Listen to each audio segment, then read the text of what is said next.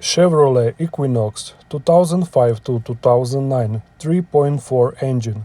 The ABS control module is located on the left side under the hood, under the fuse box.